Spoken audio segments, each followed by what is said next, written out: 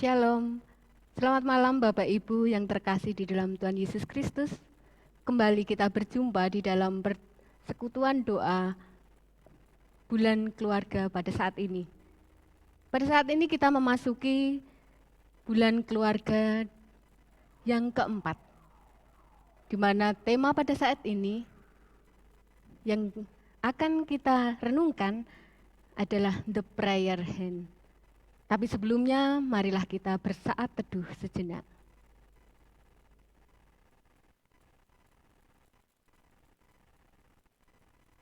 Saat teduh cukup, kita akan mengawali persekutuan doa kita pada malam hari ini dengan menaikkan pujian dari Kidung Jemaat 457. Kita akan nyanyikan bait pertama dan keempat, Ya Tuhan tiap jam.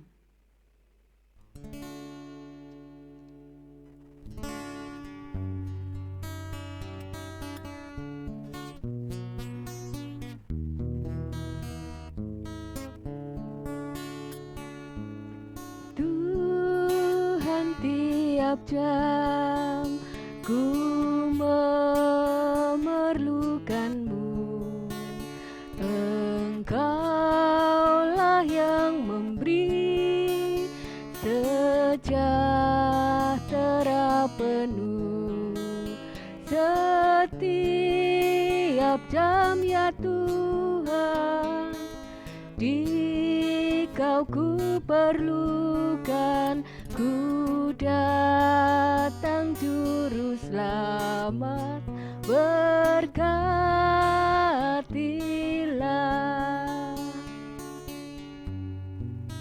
Kita akan nyanyikan bait yang keempat.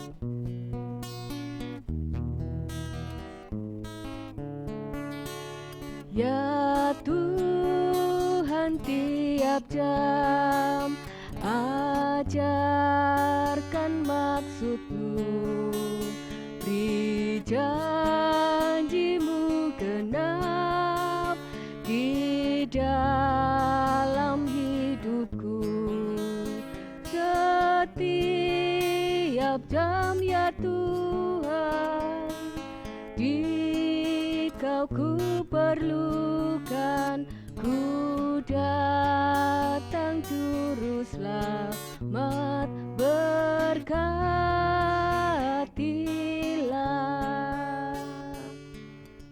Kita akan bersekutu di dalam doa. Mari kita berdoa.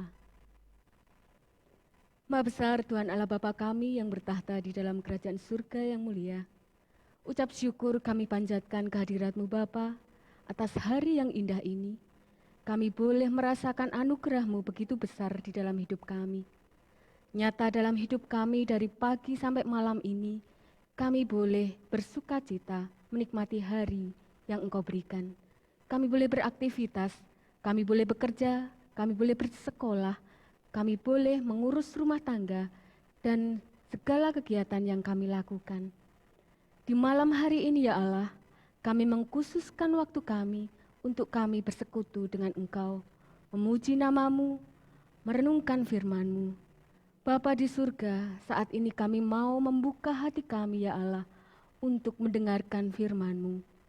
Berfirmanlah atas kami, hamba-Mu yang Engkau pilih untuk menyampaikan firman-Mu, kiranya Engkau berkati, mampukan ya Tuhan, sehingga apa yang keluar dari mulut kami, itu semua adalah firman-Mu saja, sehingga nama-Mu semakin dipermuliakan. Terima kasih Bapa, berfirmanlah, kami siap untuk mendengarkan. Di dalam Yesus kami telah berdoa. Amin. Jemaat yang terkasih di dalam Tuhan Yesus Kristus, bacaan pada malam hari ini terambil dari Yakobus 4 ayat 1 sampai 3. Saya akan bacakan dari Yakobus 4 ayat 1 sampai 3. Demikian firman Tuhan. Hawa nafsu dan persahabatan dengan dunia. Dari manakah datangnya sengketa dan pertengkaran di antara kamu? Bukankah datangnya dari hawa nafsumu yang saling berjuang di dalam tubuhmu? Kamu mengingini sesuatu tetapi kamu tidak memperolehnya.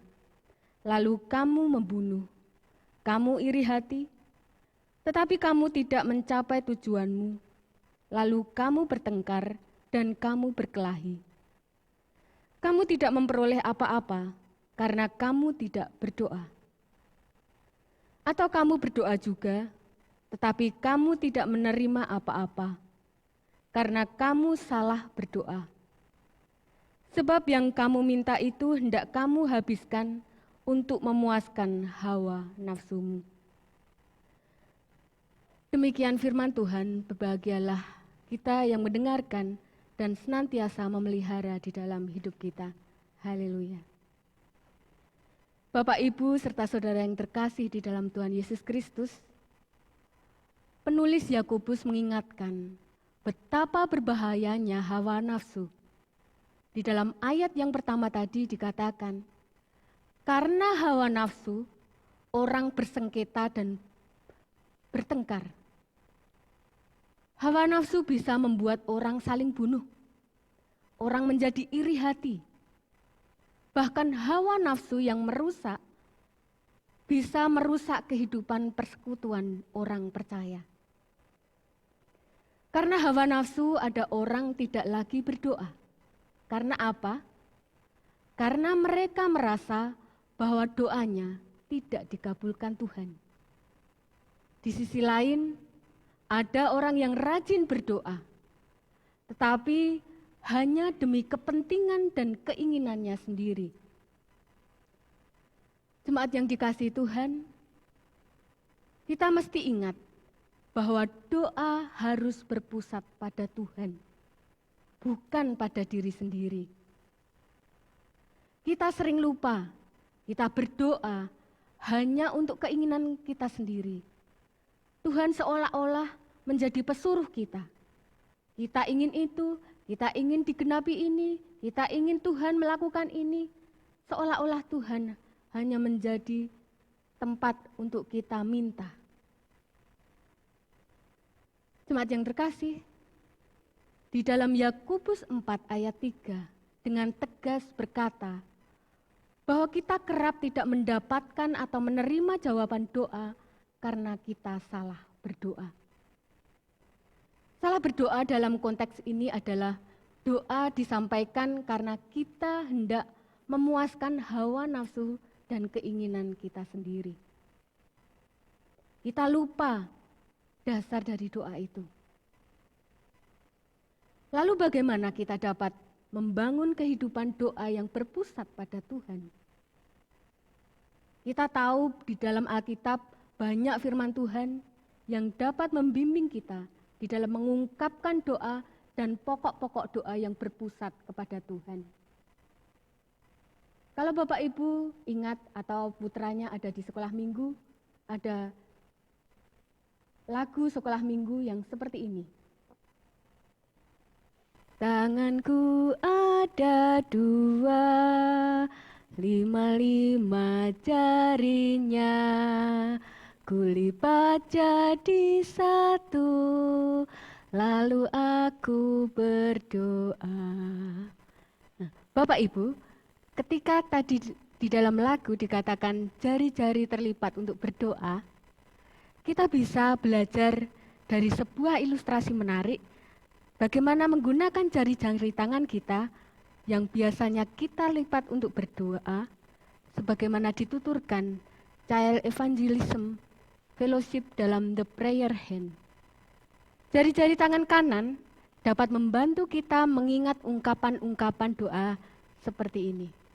Yang pertama, jari jempol yang biasa kita pakai untuk memuji, mengakui suatu kehebatan, jos, sip, atau yang lainnya, membawa kita pada kebesaran dan keagungan Tuhan. Karenanya kita memuji dan menyembah Dia, seperti yang dikatakan di dalam Mazmur 100. Kita mengungkapkan pengakuan kita tentang siapa Dia yang berdaulat atas hidup kita. Itu jari jempol untuk mengingat kedaulatan Allah dalam hidup kita. Yang kedua, jari telunjuk yang biasa diacungkan untuk menyatakan diri atau mengakui sesuatu. Mengingatkan kita pada kekudusan dan keadilan Allah. serta menunjukkan keadaan diri kita yang berdosa. Karenanya kita perlu mengakui segala dosa kita dan memohon ampun dari Yang Maha Kudus. Jari jempol, jari telunjuk, dan yang ketiga adalah jari tengah. Jari yang paling tinggi di antara jari-jari yang lain. Mengungkapkan kebaikan dan kemurahan Tuhan. Karenanya kita meninggikan dan mengucap syukur atas pemberian yang Dia berikan kepada kita. Jari yang keempat adalah jari manis. Tempat di mana cincin, bisa cincin kawin, bisa cincin pertunangan, yang mana mengungkapkan kasih dan kesetiaan Tuhan. Karenanya kita menjawab dengan menyatakan kasih dan cinta kita kepadanya. Jari yang terakhir dari tangan kanan kita adalah jari kelingking. Jari yang paling kecil dan paling akhir. Melambangkan diri kita yang kecil dan berada di urutan terakhir. Mengingatkan diri kita betapa kecil dan tidak berartinya kita. Sehingga kita patut menyerahkan diri pada kedaulatan dan kebijaksanaan Tuhan. Kita percaya serta taat kepadanya.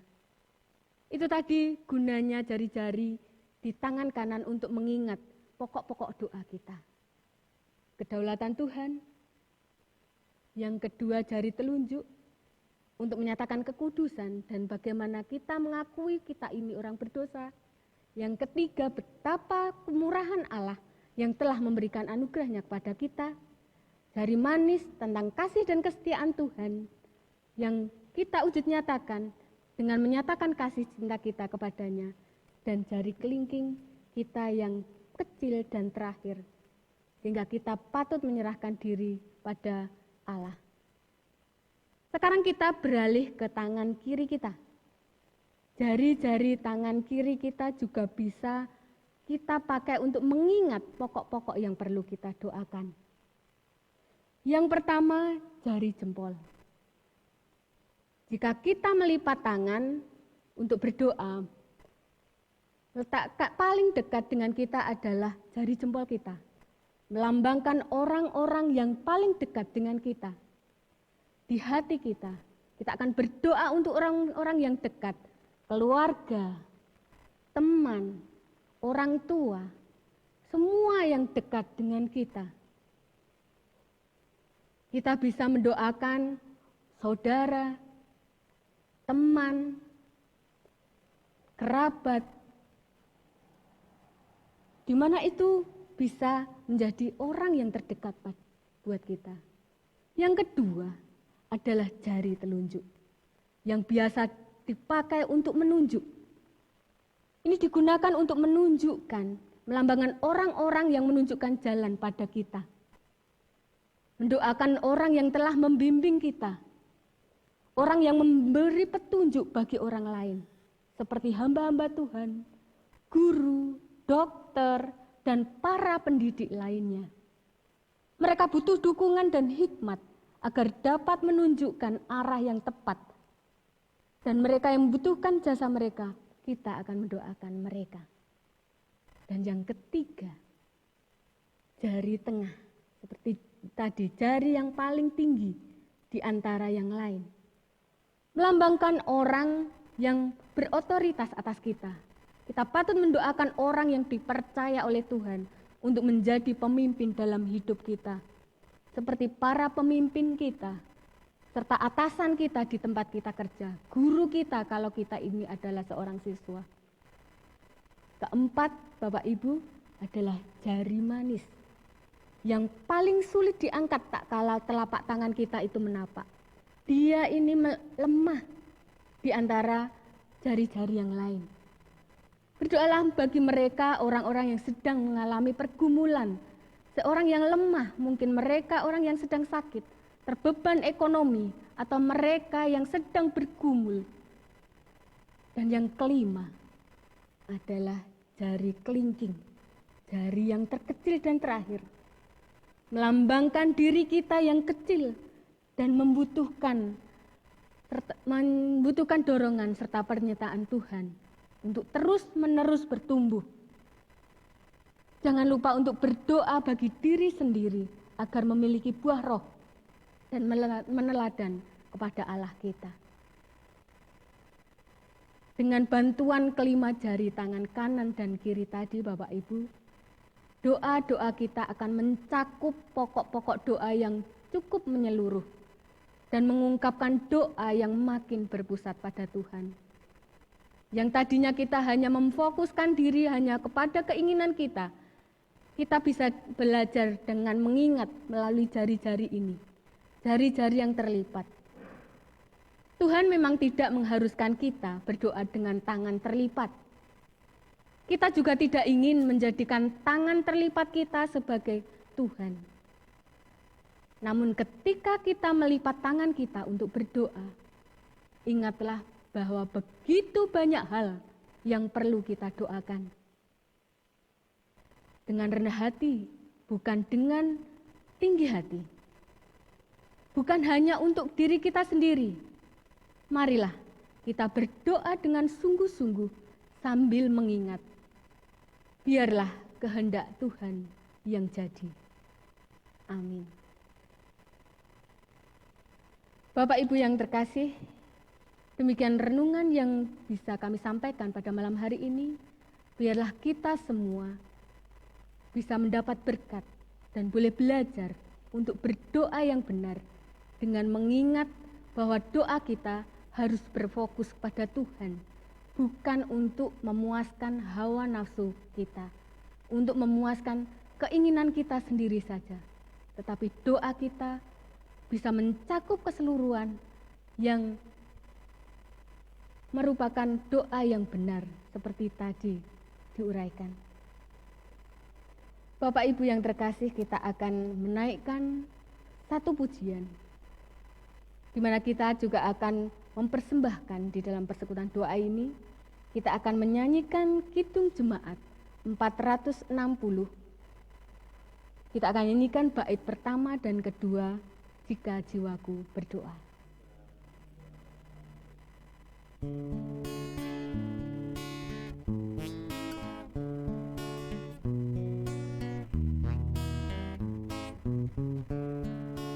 Jika jiwaku berdoa kepadamu, Tuhanku, ajar aku terima saja pemberian tanganmu dan mengaku seperti Yesus di depan sengsaranya.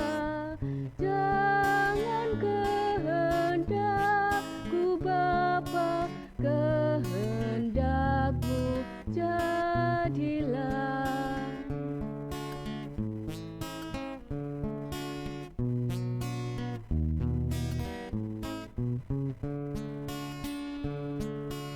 Apa juga yang kau timbang baik untuk hidupku, biar aku pun setuju dengan maksud hikmatmu, menghayati dan percaya walau hatiku lemah. Jangan kehendakku Bapa, kehendakmu jadilah. Jemaat yang terkasih, kita akan menutup persekutuan doa pada malam hari ini. Kita akan menaikkan doa syafaat, sekaligus kita akan menaikkan doa penutup. Mari kita berdoa. Puji syukur kami panjatkan kehadirat-Mu ya Bapa. Pada malam hari ini, kami boleh bersekutu dengan Engkau. Kami boleh merenungkan firman-Mu tentang hal berdoa. The prayer hand, di mana kami boleh belajar mengingat-ingat pokok doa melalui jari-jari kami yang terlipat ketika kami berdoa. Sehingga kami berdoa tidak hanya berfokus pada diri kami sendiri, tetapi lebih dari itu ya Allah, kami boleh berdoa hanya berfokus kepada Engkau. Kami boleh berdoa untuk orang-orang di dekat kami. Kami boleh berdoa dalam segala hal. Ajar kami untuk tidak hanya berfokus pada diri kami sendiri, hanya menginginkan keinginan kami sendiri. Bapa di surga, saat ini kami menaikkan doa-doa syafaat kami ya Allah. Kami berdoa untuk jemaat-Mu di GKJ Boyolali ini. Di masa pandemi ini kami masih harus bersekutu melalui media online. Sebenarnya kami sangat rindu untuk bisa bersekutu tatap muka dengan saudara-saudara kami ya Allah. Kami rindu untuk bisa beribadah minggu di gedung gereja-Mu. Tetapi karena kondisi, kami harus menjalani ini semua. Ajar kami untuk senantiasa berharap hanya kepada-Mu ya Tuhan. Sehingga kami terus-menerus menjalankan protokoler kesehatan. Kami tidak abai.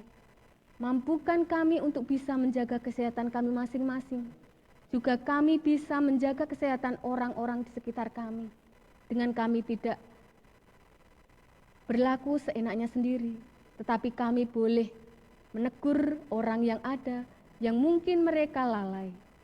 Bapa di surga, kami mohon pertolongan-Mu untuk bangsa kami. Kiranya Engkau singkirkan wabah ini secepatnya.